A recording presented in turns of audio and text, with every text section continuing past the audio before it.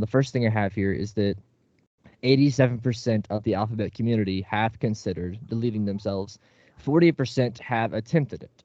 It's like not just normal people are being affected by this, but people in the church are being affected by this. You're like, oh, okay, like I really have to like address this or talk about it. He also says love your neighbors as you love yourself. Mm-hmm. So whenever you love yourself, you correct yourself. Whenever you love yourself, you fix the issues that you have. I think it's still just attack on masculinity, manhood, and just a huge focus on femininity and womanhood, so to speak. Hey, everybody, this is the Jesus Method Podcast. So great to have y'all listening and watching. Today's going to be a very interesting episode. We're talking about the T community and the alphabet community. Anyways, I'm host Fabrizio. We got Kyle in this chat, Micah in this chat, and we have a guest speaker, for cis woman, Rebecca. Oh no. No comment. I'm not gonna respond to that. Played the But anyways, I hope y'all enjoy this. This is near and dear to my heart. But Rebecca, who is a cis woman, she probably doesn't take this subject lightly. Okay. So I have a few statistics here. That's a hard word to say. I don't know why. Okay, so earlier, aka 30 minutes ago, I was doing my research for this, and I decided to look up the amount of individuals in different age groups that have decided to delete themselves according to ones that are in the alphabet community and also ones that are not. So the first thing I have here is that 87% of the alphabet community have considered deleting themselves. 40% have attempted it. The highest rate being among youth in general. 15% of teens and young adults in the U.S. delete themselves. So that's not alphabet community. That's just teens in general. So the percent rises by around 30-ish% that have attempted it if you are a part of the alphabet community. And this is a wild stat. Over 500,000 people, or 3% of the adult population, identify as being a part of the alphabet community. And then out of curiosity, I looked up how many genders there are on Google. Big mistake. So I just took a paragraph. I wasn't going to read the whole thing, right? So this is what the paragraph was. There are many different gender identities, including male, female, transgender, gender neutral, non-binary, agender, pangender, genderqueer, two-spirit, third gender, and all, none, or a combination of these. I'm definitely two-spirited. You lost me after the third one. I was like, wait, what? He's just adding letters. Yeah, I've heard most of these, but the one I haven't heard was two-spirit or third gender. Two-spirit concerns me. just a little bit. I didn't look it up. Canada. What is it? What I heard before, and I'm sure it has just so many meanings since it's two-spirited, but basically I'm looking it up right now. You have the spirit of another gender, or just look it up, Micah, real quick. Okay, so according to Wikipedia, and we all know how Wikipedia is, two-spirit, also two-spirit, two-S, or occasionally whatever, right? It is a modern pan-Indian umbrella term used by some indigenous North Americans to describe Native people in their communities who fulfill a traditional third gender or other gender variant, ceremonial and social role in their cultures.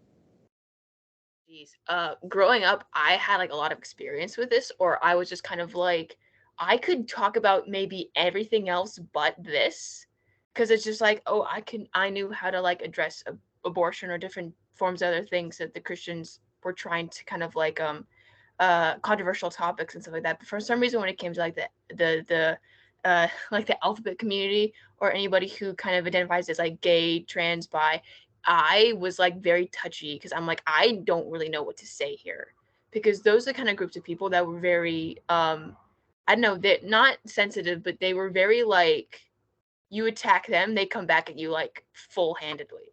Like they're very hostile. And I was like, I don't want to touch you with a 10-foot pole because I'm afraid of like saying something wrong or saying something offensive. But I think more in this generation, I feel like most everybody wants to find a reason to be offended about something.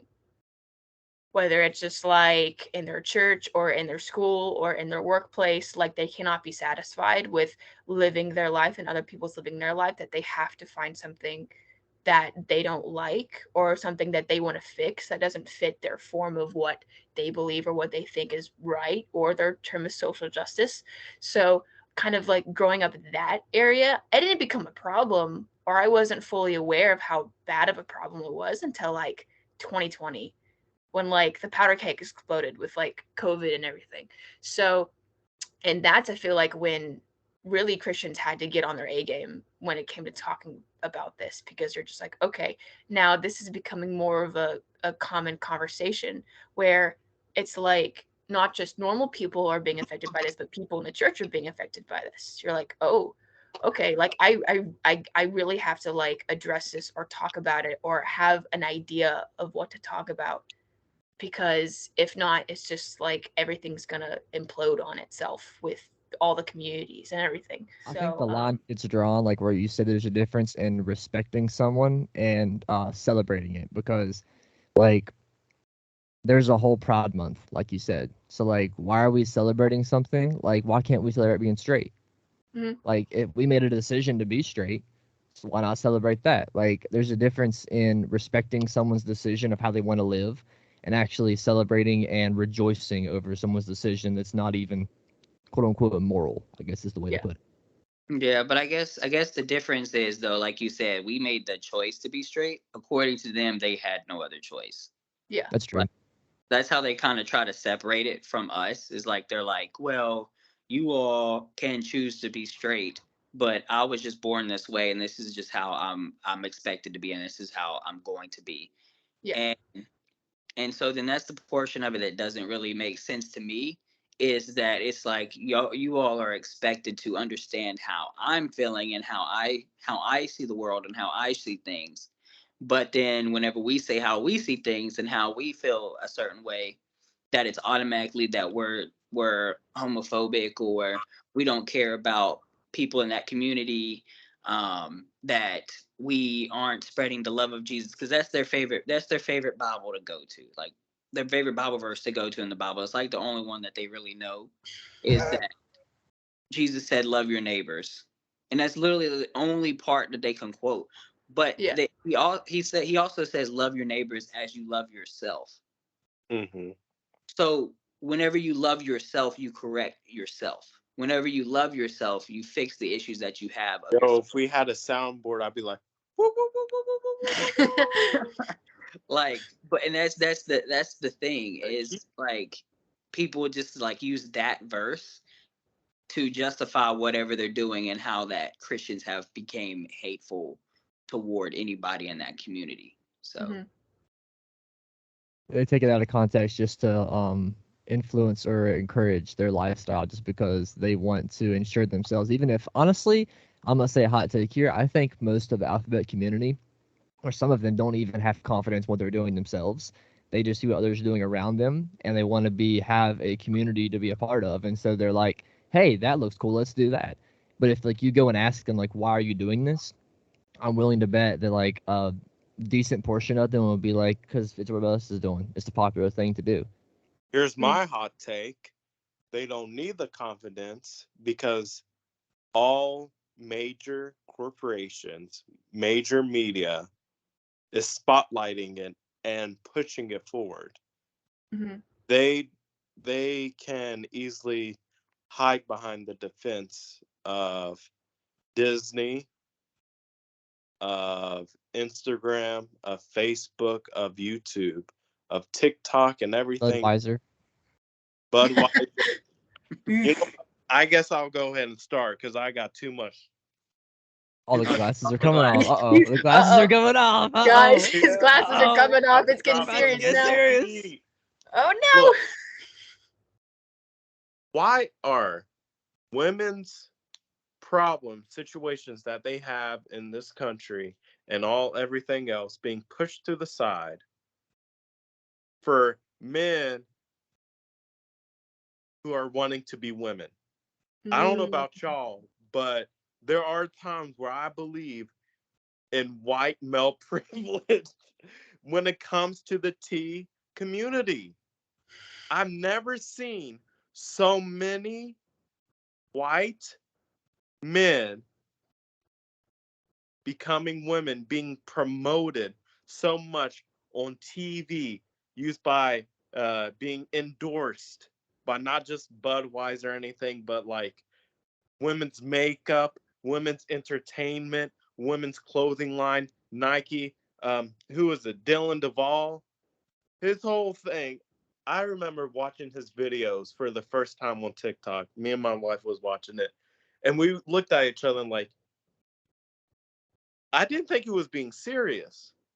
He's like, day one of being a girl. Oh my gosh. Oh my gosh, guys. I don't know what I'm about to be doing, but this is so exciting.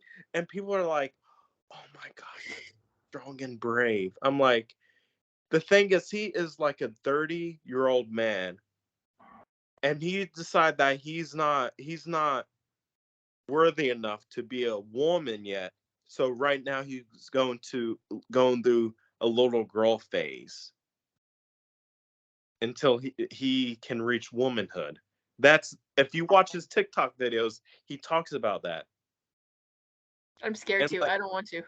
I'm not even gonna start but watching that. like, it's so wild. If you've seen his videos and seen how he's act, it's like, oh, this guy is just doing a parody. He has to be, but no, he's not. And he's like, oh my gosh, guys, I just went to the store today and decided to get female products to use. Oh my gosh, so worth it. It's almost that time of the month. That's what he's been saying. I'm like, oh my gosh. If And we're like, being honest, though, James Charles started that a long time ago. Did yeah, but this whole thing has been, it's the past 2 to 3 months has really blown up. It's becoming very trendy to be T. I think it's still just attack on masculinity, manhood, and just a huge focus on femininity and womanhood, so to speak. And that's what gets me fired up, because it's all about blowing up the nuclear family. It's about blowing up men and women and just completely disorienting everything. Right. I think the main reason why it has become so trendy to do it is because these different influencers, for one, on social media, because social media is probably 80% of what young adults and teens base their decisions off of, or what they're going to do with their life. And then secondly, you have Disney, who has went wild with all of the things they've put movies out, animated movies for children that have alphabet community related stuff in it. You've got children's books that's more of like the past like half a year, something in the recent times. They're putting alphabet information in these kindergartners, but we can't put Bible in schools. Like what's the what standard are we putting out here? Because like, I get if you want to say, oh, we have to respect this, respect that, but at what point are you forcing us down their throats? If we can't force Christianity down your throats, and we don't even try to, but you claim we are, then why are you forcing alphabet community down our throats? Because it's the same difference. It's a. But after the surgery, individuals in the LGBT alphabet community He's just struggling right now. This is not going well. Kyle's like, heck, will still have the same rate of self-deletion. they're still deleting themselves on the same rate before and after the transitioning. Mhm. So it doesn't truly help them. There's some people that will say, well, that's because they're so oppressed. But there's been a lot of oppressed people throughout centuries Mhm. on record who still does not have the same self-deletion rate as people with gender dysphoria. Mhm. So that what makes me really mad is they're not getting the help that they really need. Because if someone says, "Oh, I'm dealing with depression or anything like that," like, okay, talk it out. Mhm. Don't let that mental illness define who you are. Yeah. And they're being taught to accept themselves with ignoring who they really are. Mhm. They're taught two opposite things. They're taught, oh, we need to be accepting of people when they came to accept themselves. Yeah. And that's what I think really needs to be done. It's like, hey, you are perfect the way that you were created.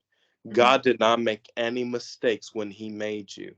Mhm. I understand what you're dealing with is far beyond my grasp. That I know it has to be so difficult and so hard to be so uncomfortable in your own body. But you do not have to let that define who you are as a person. You were created more than what you have between your legs, anyways. But God did design you for a purpose. You were made a man, or you were made, or for a man. But if you're a woman, you were made a woman, Mhm. and God made that for a purpose, for a reason. You don't have to hurt yourself. You don't have to change yourself physically for that reason because you were perfectly designed that way. But it's like they're not being told, "Hey, you're perfect. You're fine the way you are," you know? And whenever we say to people, "Oh, you're God didn't make a mistake with you." It's hard for people that don't believe in God or who've already questioned God being like I can see them being hesitant or being just kind of like really like just just kind of like oppressing the idea of that. And also like gender dysmorphia is an actual thing. In my psychology class, my professor said that in like the 70s or 80s, someone can fact check me. I'm not super positive, but somewhere around that time frame, there's a book that psychologists use to diagnose their patients. It's literally a book with every single type of mental disorder or any type of form of like ADHD, like anything you can think of, that psychologists use to diagnose their patients. In the 70s or 80s, they took out gender dysmorphia from that entire book. Like they just completely tossed it. And now it's like because it's so normalized, people don't see that as an actual problem. Like if a 17-year-old guy wants to transition to a girl, that's completely normalized. He can do whatever he wants to do. And people completely diss the fact that that is an actual considered mental disorder, but because they tossed from a book, it's not an official thing anymore. Body dysmorphia is a thing. Like there's a lot of actors, or I know people personally that have been diagnosed with body dysmorphia, where it's the same thing like gender dysmorphia, except they see their bodies differently. Like they look into a mirror and they think they're like overweight when in actuality they're super skinny. And Yeah. that can create a lot of eating disorders, that can create a lot of bulimia problems. A lot of actors have like seriously Sebastian Stan is one of the actors. He's been diagnosed with body dysmorphia. He was like shamed over like online for being overweight or looking really like bad in like certain roles, and he went in like a down spiral when it came to he stopped eating, he was on a really strict diet, and that's just because he would look in the mirror and see his body as overweight, but in actuality he's like perfectly in shape. Like body dysmorphia and gender dysmorphia come hand in hand with seeing themselves in a different view, and because our society has normalized that this isn't a mental disorder, it's just a feeling, it's just how they want to live their lives. Whenever you tell people or you're trying to like gently bring up the topic of of transgenderism, they get very defensive because they're like, no, it's not a mental disorder. This is me. This is who I want to be. This is the kind of person that I want to be. And they get really defensive because they don't want to hear it. Because in their eyes, we're attacking their personality. It's like if people make fun of us as Christians for being Christians, they're not necessarily attacking us. They're attacking what our identity is in. With the same thing with the alphabet community, we're essentially attacking their identity because they put their identity in their gender, in their sex, in who they love, and how they want to be perceived. And that's why they get so hostile and so defensive, is because in their eyes, we're questioning how they're living their life. When, like you said before, it's like, how are we supposed to support your decisions when you don't even know, when you aren't even like sure? But yeah. Like the part that gets me is, like you said earlier, is Christians who agree with this, and a lot of them take that look of, well, they were born that way. And the thing is, though, is what Christians fail to forget is in Psalms it literally says that we are we are literally shapen in iniquity from our mother's womb. So in other words, in Psalms it's saying from our birth we were in need of Jesus Christ. Why? The question is, why were we in need of Jesus Christ? So, and it literally says from birth we were created in sin. And the reason why we were created in sin was from the fall of man, from Adam and Eve. And a lot of people always say, well, Jesus never talked about it. Well, I'm going to read this verse that I found in Matthew 19. And it says, now when Jesus had finished these sayings, he went away from Galilee and entered the region of Judea beyond the Jordan. And large crowds followed him, and he healed them and healed them there. And the Pharisees came up to him and tested him by asking, is it lawful to divorce one's wife for any cause? He answered and said, have you not read that he who created them from the beginning made them male and female? And he said, therefore shall a man leave his father and his mother and hold fast to his wife, and the two become one flesh. Mm-hmm.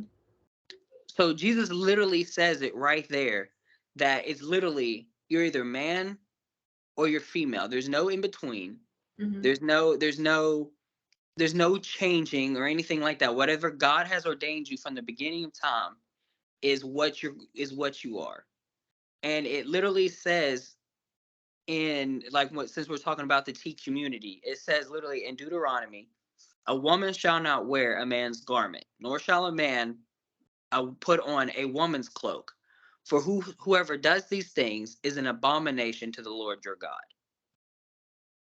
So right there, it tells you that anyone who literally dresses that way is automatically, it literally says an abomination toward God. So it's a sin. And a lot of people seem to say that, well, we're not under the law anymore. But what the law came to do when Jesus came to die on the cross, he said he did not come to abolish the law, he came to fulfill it. So what necessarily was he fulfilling? He wasn't coming to cast out what God has already set as sin and what God has set as what we need repentance for. He came, and what he did was he died so that way it would bridge the gap between us, so that one, we may enter into his house and have communion with him directly. And then two, it abolished the things of tradition. So of different types of clothing that we're not allowed to wear. Or like putting mismatched colors together. It was those type of things. It wasn't what God had already ordained as sin. Because one, if Jesus, as we believe, Jesus is God, right? There's no way that what the Father counts as sin, Jesus can then decide that he has a whole different idea of sin. Mm-hmm. Two people who are the exact same being, right? So Fabrizio can't have two separate opinions on one thing. Fabrizio is going to have one opinion on any circumstance. And that's what I think people seem to forget, is that people seem to focus on the fact, and they always say that Jesus didn't say anything about it, but Jesus did. The New Testament speaks about it. It literally says, let me find it real quick. It says in Romans, it says, "For the wrath of God is revealed from heaven against all ungodliness and all unrighteousness of man, who by then unrighteousness suppress the truth. For what can be known about God is plain to them." So he's made it plain through all of his word about how he deems in this situation, because God has shown it to them. For his invisible attributes, namely his eternal power and his divine nature, have been clearly perceived ever since the creation of the world. So everything that has been set is set from the creation of the world. And in these things that have been made, so they are without excuse. Although they knew God, they did not honor him as God or give thanks to him, but they became futile in their thinking, and their foolish hearts were darkened. Claiming to be wise, they became foolish. So that's pretty much all I have to say about it. Bruh, just you ticked just off all took the the One verse Direction I was fans. literally gonna say. I was like, I got a good one, and then you said, I'm like, well, darn. Okay, well, there goes mine. I had 4 verses and he used 2 of them. I was like, frick you, Kyle. I had like 4 written down and he messed me up. Woman, you Darn just it. Kyle also just irritated all the One Direction fans. So good job, Kyle. My bad. Well, guys, that is going to be the end of part 1. Thank you guys so much for listening. I hope that maybe we were able to say something that gave you some more input or facts about the alphabet community. We are going to do a part 2. It's probably going to come out, the 4th week, right? Because we have to record the 3rd, right? So come out the 4th, yeah. This will come out, next week, and then that will record the week after, so that'll be the week after that, yeah. So if you want to hear more about this, I believe we're going to touch more on how it affects children, and also how the church can properly handle the situation, because it can be very tense and very delicate. Thirdly, I want to thank Rebecca for coming on the podcast, the first-time guest. She had a lot of good things to say. We have a lot of debates about music all the time, so I knew she had some pretty good topics to say. But thank you guys so much for listening, and anybody else have anything to say? No, I just want to say thanks for our listeners. God bless y'all. I love y'all. And even if we make you mad, thanks for listening all the way through, at least. Right, for sure. We can agree to disagree. Yeah. Exactly. And Simple as we that. love y'all. We love y'all. If we disagree, we still love y'all. And that doesn't change the love we have for you at all. But until next time, I hope you have a great week, and Jesus loves you. God bless. Bye.